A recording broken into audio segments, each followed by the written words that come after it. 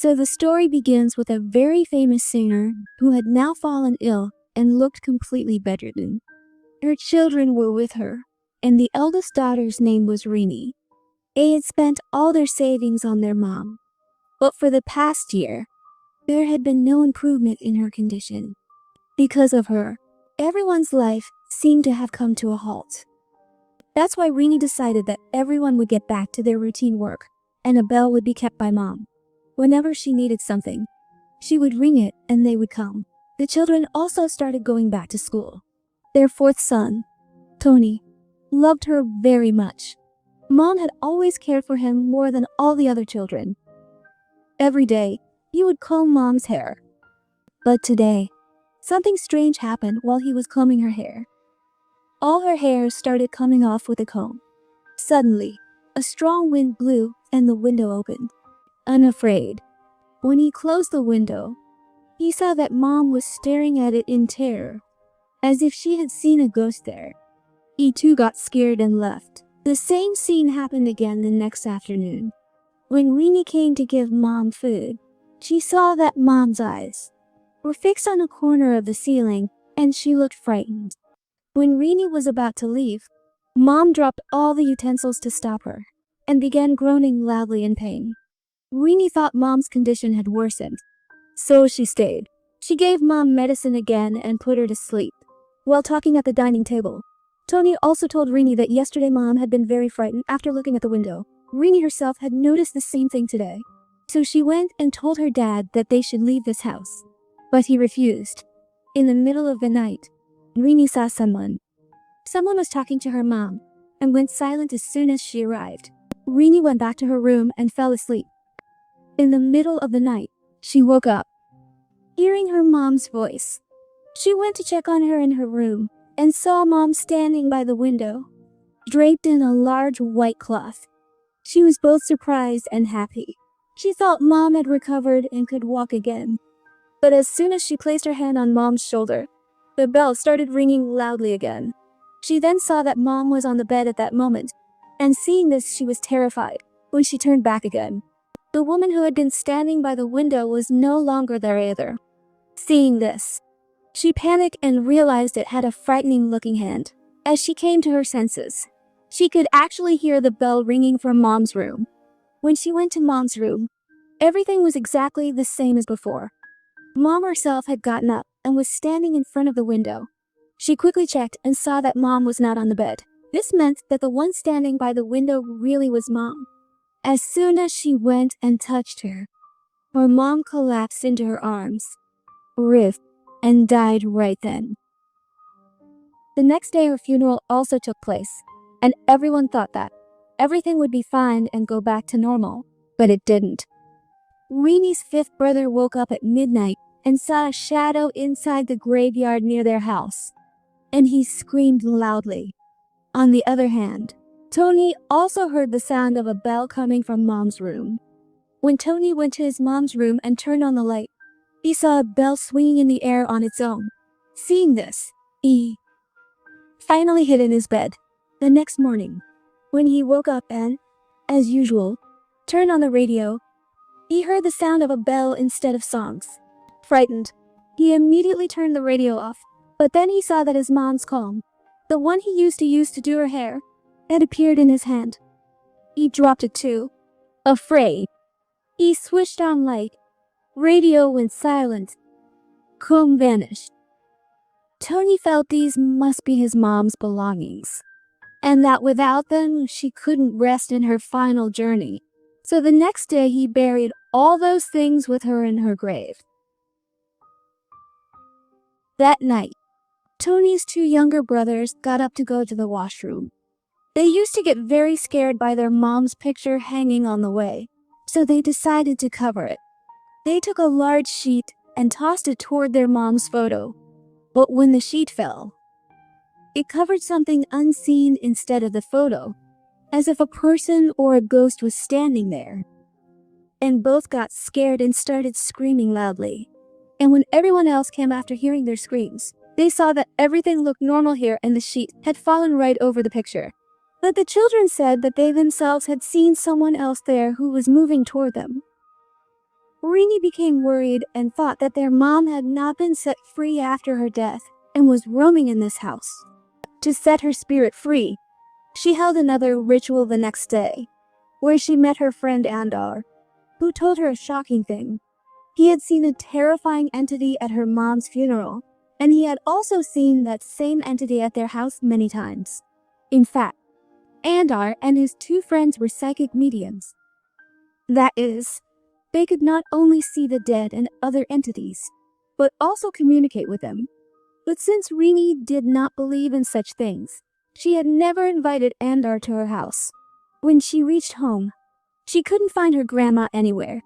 A little earlier, we had been shown that Rini's grandma, who always stayed seated and couldn't walk, she used a chair, had gotten up and started walking. And then, we are shown again that Rini was searching for grandma throughout the house. And here Rini's younger brother had gone to the washroom, and as soon as he entered he began screaming loudly. Rini and the whole family came to check. He said that grandma was inside the well. She had jumped into the well and taken her own life. They pulled grandma's dead body out and her funeral also took place. But the child who had seen grandma's body inside the well went into complete shock and suffered with a fever for many days. Rini, too, had become quite depressed, grieving over the two deaths in her home. She was looking through her mother's room when she found a letter on the table. The letter was written to a tantric. Seeing this letter, Rini felt that there might be a big secret behind everything happening here, as she had suspected. And who knows? Perhaps only this tantric knew that secret. She wanted to know what exactly was happening to her family and her house. So, with Andar's help, she went to the address of the tantric written on the letter. Rini introduced herself and showed him the letter that her grandmother had written. Seeing the letter, the man invited her inside the house and told her that he and her grandma had been very good friends since childhood. He wanted to marry her grandma, but they couldn't get married. However, even so, their friendship never ended. I used to visit your house. I am a psychic, and I could sense all the supernatural things that were happening. I knew that your mom could not become a mother, but when I came to your house after years, she had 4 children. And I realized that she had obtained those 4 children by performing a ritual, by magic. She didn't know that this magic wasn't good magic, but a contract made with the devil. The tantric gives Rini a book in which everything was written about the ritual her mother had performed.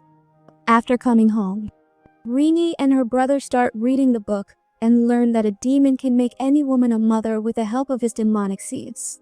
But in return, he takes the woman's 4th son as a sacrifice. After giving birth to her 4th child, Rini learned the truth about all this magic.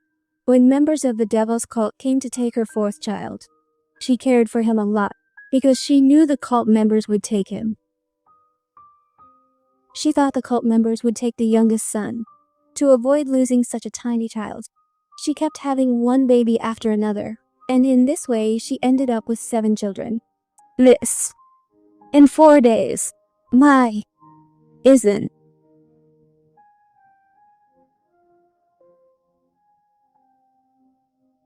She refuses to talk about such things and says nothing like that will happen.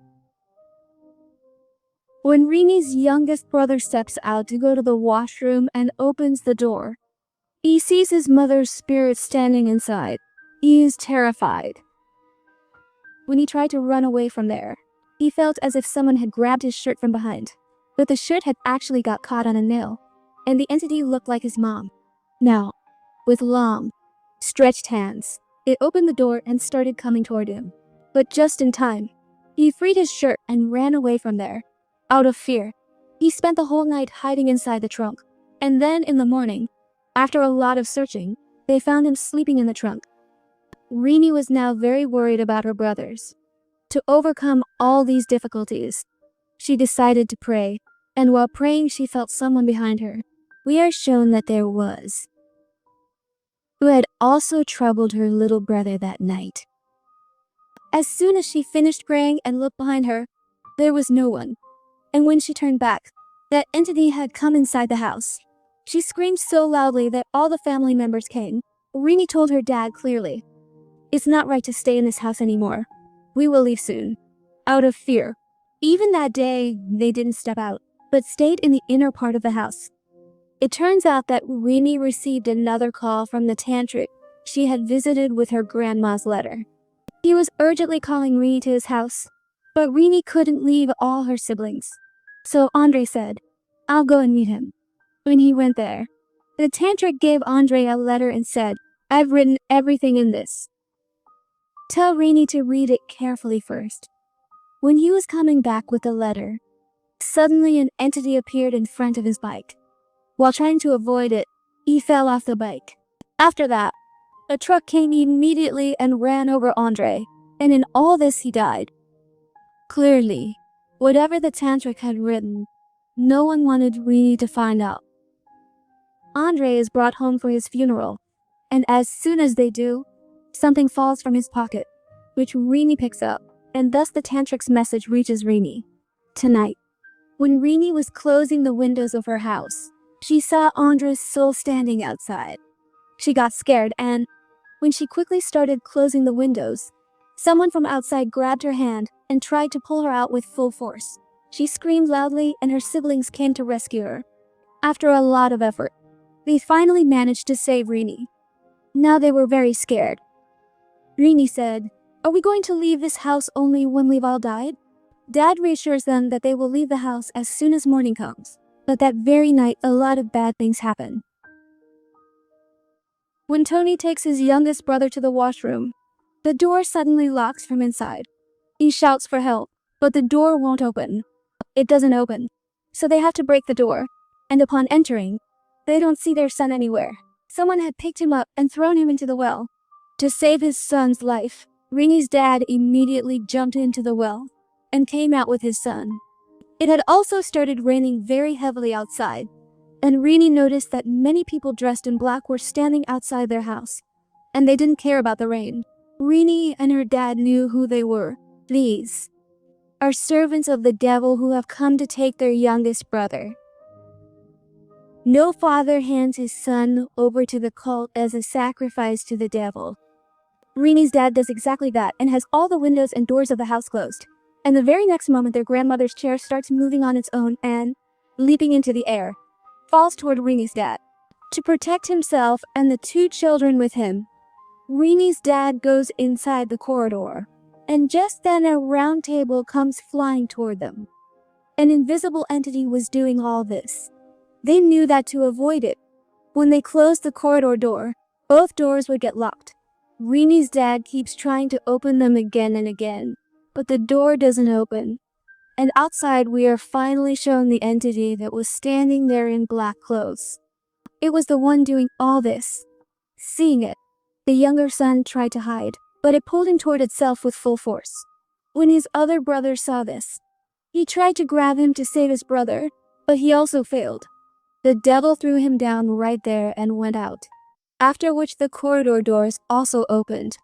And when they came out, they saw that their son was gone. They were very sad, but now they also knew that the devil would not trouble them anymore because his purpose had been fulfilled. Rini's poor dad stands outside watching those cult slaves who throw red-colored seeds outside their house. The next day, Rini sees the same seeds, but they still can't figure out what those seeds meant. The next night, after they went to sleep, bad things started happening to them again. Those sex slaves returned outside their house because they had to take their fourth son as well. Today, they began to use force. They were about to force their way into the house. Vini and the others tried hard to keep the door closed. And just then they heard a sound from the back door of the house.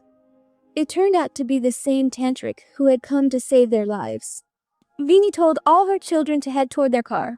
And when she herself started running outside, she saw that the door was still being held by someone. This was Lini's grandma's soul who was saving her family, and she sacrificed her life with the purpose of gaining the power to fight these demons after her death. Seeing this, Rini and the others quickly got into the tantric's car with him and finally left the place. It seemed that all the dangers were gone, but demons never spare anyone's life before achieving their goal. They had spent only a short time peacefully in the new house in the city when a new neighbor arrived. This neighbor would bring something cooked to their house every day. They didn't know that she belonged to the same sect, and that her house also had the same warning symbols, which are used to amplify demonic powers and through which the devil makes humans spare his children. This meant an even greater danger was about to befall Rini's family than the one that had followed them. And with this, the movie ends.